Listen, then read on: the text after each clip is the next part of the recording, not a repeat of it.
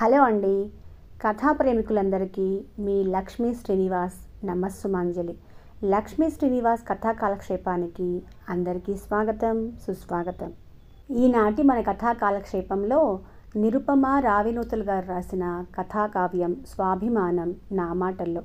ఏంటి జయ, చాలా హుషారుగా ఉన్నట్లున్నావు, ఏంటి విశేషం? కూని రాగాలు తీస్తూ పెరట్లో పనిచేసుకుంటున్న జయని అడిగింది పక్కింటి నిర్మల. నా కోడలు పల్లవి ఉద్యోగం మానేస్తుందట, గొప్పగా సంబరంగా చెప్పింది జయ. సరిగ్గానే విన్నావా అన్నట్లు ఆశ్చర్యంగా చూసింది నిర్మల. జయ, నిర్మల ఇద్దరు పక్కపక్క ఇళ్లవారు. ఇద్దరికి ఎదిగొచ్చిన పిల్లలు తలా ఒక చోట స్థిరపడ్డారు. దాంతో రెండు కుటుంబాలు ఒకళ్ళ విషయాలు ఒకళ్ళు కలబోసుకుంటూ కొద్ది కాలంలోనే మంచి స్నేహితులయ్యారు. కొన్నాళ్ల క్రితం కోడలు లెక్చరర్గా ఉద్యోగం చేస్తుందని జయ ముభావంగా చెప్పటం గుర్తుకొచ్చింది నిర్మలకి.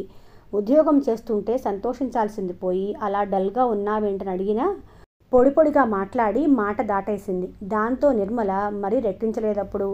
ఇంతలోనే ఇవాళ ఈ వార్త, ఆ చిక్కుముడి ఏంటో ఇవాళ తెలుసుకోవాల్సిందే అనుకుంటూ, అదేంటే జయ, పల్లవి జాబ్ చేస్తున్నప్పుడు సంతోషించకుండా మానేస్తుందన్నప్పుడు పొంగిపోతున్నావు, అసలు ఎందుకు మానేస్తుందట?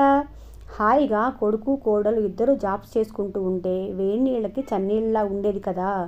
పైగా ఆ మధ్య కలిసినప్పుడు తను పనిచేసే కాలేజీ గురించి, తన విద్యార్థులు తనతో ఎంత ప్రేమగా ఉంటారో చాలా సంతోషంగా చెప్పింది పల్లవి.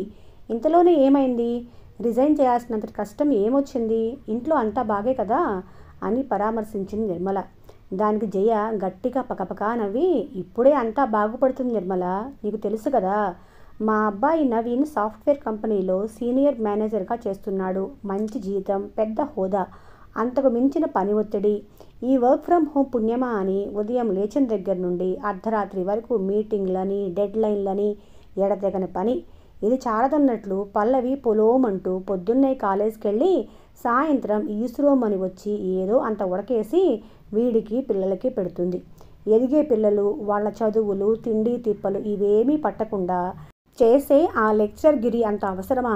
తను చక్కగా నీడపట్టిన ఇంట్లో ఉండి నవీన్కి పిల్లలకి మంచిగా వండి పెడుతూ వాడికి వేరే టెన్షన్స్ లేకుండా చూడొచ్చు కదా.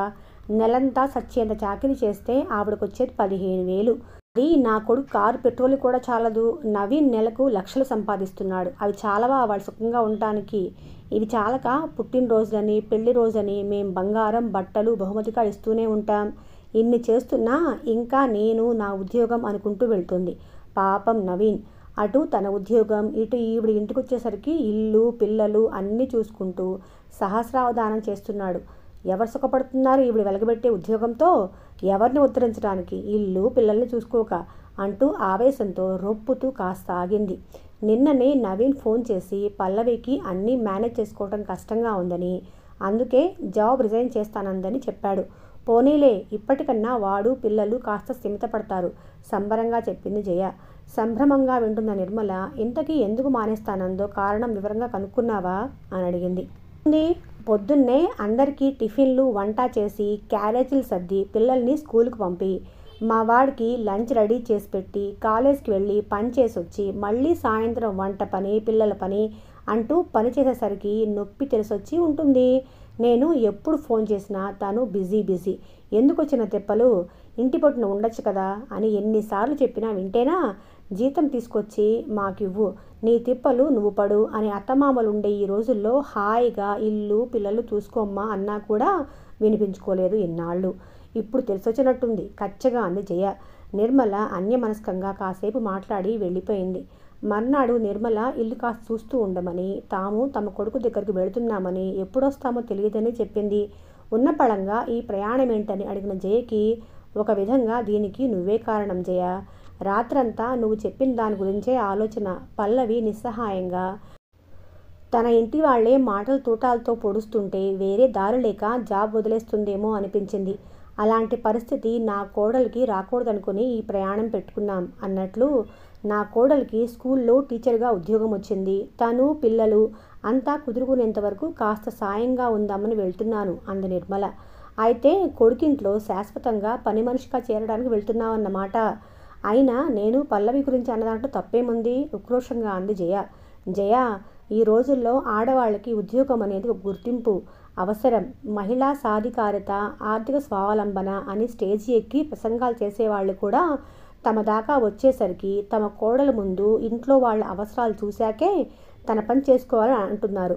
డబ్బు ఎంత సంపాదిస్తున్నాం అనే దానికన్నా కుటుంబ నిర్వహణలో తన కష్టార్జితం కూడా కలిసి ఉందన్న విషయం ఆ ఇంటి ఇల్లాలకి గొప్ప సంతృప్తినిస్తుంది. ఆ ఉద్యోగం తన ఉనికి, తన గౌరవం. ఒకరి భార్యగానో లేక ఒకరి తల్లిగానో మాత్రమే కాకుండా కుటుంబంలో, సమాజంలో తనకొచ్చే ఒక ప్రత్యేకమైన గుర్తింపు. తన చదువుకు తగిన విలువ ఇచ్చే పనిని కష్టమైనా సరే ఎంతో ఇష్టంగా చేస్తుంది. ఉద్యోగం చేస్తున్నంత మాత్రాన కుటుంబాన్ని నిర్లక్ష్యం చేస్తున్నట్టు కాదు. పనిని, కుటుంబాన్ని సమన్వయం చేసుకుంటూ ముందుకెళ్లే సవ్యసాచులు నేటితరం అమ్మాయిలు. కానీ దానికి సరైన తోడ్పాటు కావాలి. ఇక్కడ మనం చేసుకునే ఇంటి పనులే అక్కడ నేను చేస్తా అన్నది. ఆ మాత్రానికే నా కోడలు పిచ్చిపిల్ల తెగ సంబరపడిపోయింది. నా వాళ్ల కోసం నేను చేసే పనులు నీ దృష్టిలో నన్ను పనిమనుషులు చేస్తే నిన్ను చూసి జాలిపట్టం తప్ప నేను చేసేది ఏం లేదు.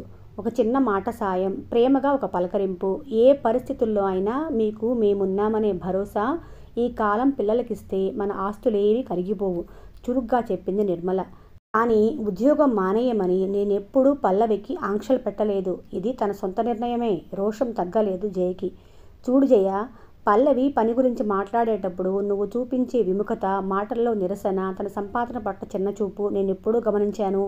పల్లవి గుర్తించి ఉండదనుకుంటున్నావా? కుటుంబమా, ఉద్యోగమా లాంటి సంకటం వస్తే ఏ అమ్మ అయినా కుటుంబాన్నే కోరుకుంటుంది.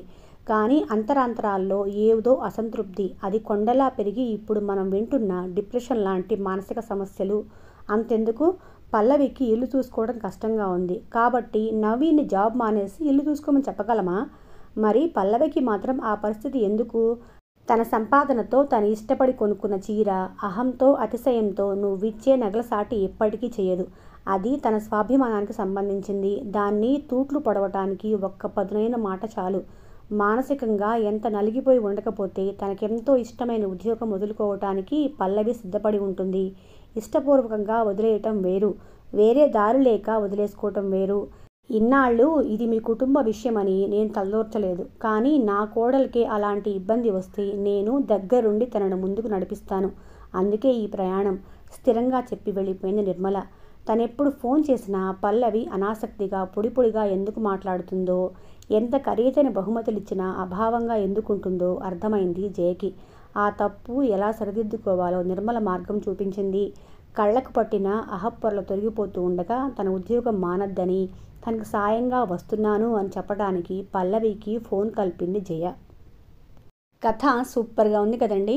నాకైతే నిర్మలా గారు చెప్పిన విషయాలన్నీ నిజమే అనిపిస్తుంది. మీకేమనిపిస్తుందో తప్పకుండా కమెంట్స్లో తెలియచేయండి. మన ఈ ప్రయాణం కొనసాగుతూనే ఉంటుంది. ఆ కొనసాగింపులో మీరు కూడా భాగమయ్యేందుకు మన ఛానల్ను తప్పకుండా సబ్స్క్రైబ్ చేసుకొని నన్ను సపోర్ట్ చేయండి. ఇప్పటి వరకు కథలు విన్నవారు మన కథలకి తప్పకుండా ఒక లైక్ కూడా ఇవ్వండి.